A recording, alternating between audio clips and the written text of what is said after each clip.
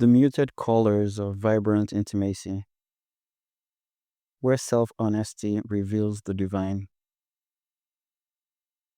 One of the most challenging invitations of this human life for all of us is or would be the call to intimacy. We often limit the call to intimacy to an outward experience like the sometimes clumsy dance of physical and emotional connection within and without our relationships. We learn to navigate the landscapes of a partner's heart.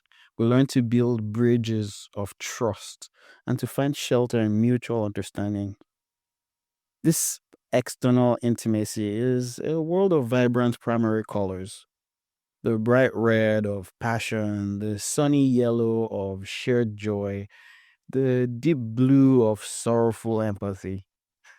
And it is essential, it's beautiful, and a universe unto itself. And yet, there is a deeper, quieter, and far more radical intimacy that awaits all of us. It does not require another person. Instead, it requires a sincere willingness to turn our looking inward. This, my friend, is the intimacy with the raw, uncurated self, the journey into an inner room most of us have kept locked and unvisited most of our lives. This is where the colors become muted, subtle, and and infinitely more complex. Entering this room requires a unique kind of courage. It asks for a relentless moment to moment candidness. To enter this space is to agree to be utterly, uncompromisingly naked with oneself. On this table, we must place everything we carry: our fears, our joys, the fragile globe of dreams, the heavy laden weight of our shame, the shimmering gossamer threads of our hopes, the cold, jagged stones of any type of guilt. We must lay them all out side by side under a clear and steady light of pure, unbiased observation. This is the practice. The practice. It is not a one-time confession or a touch and done situation.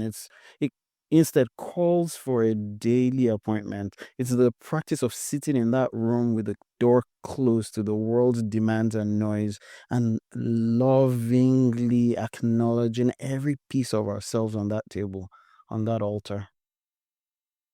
In that room, we must learn to hold the splintered fragments of our secret fears with the same tenderness we give to our most cherished aspirations.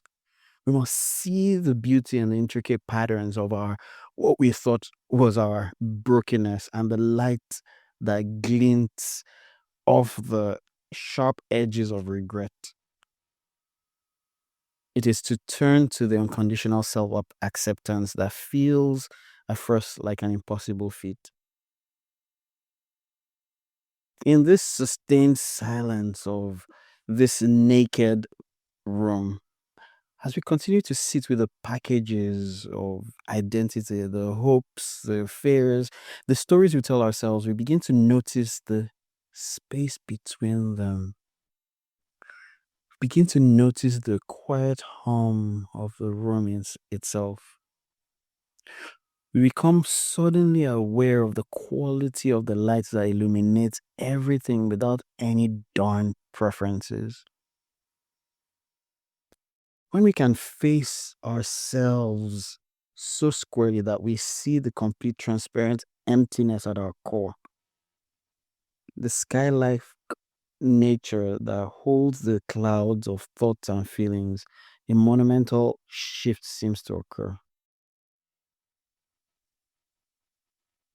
It is here that God steps in. But God didn't step in from an entrance.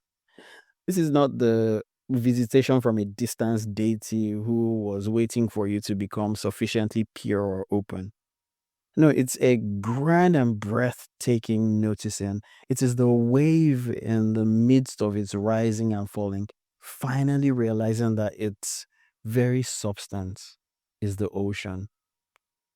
It is the sudden earth shattering recognition that our own fundamental being and the being of God were never, for a single moment, separate.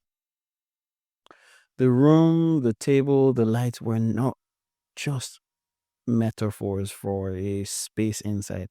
We see clearly that when we indeed are the room, the silent, aware space in which all of life happens,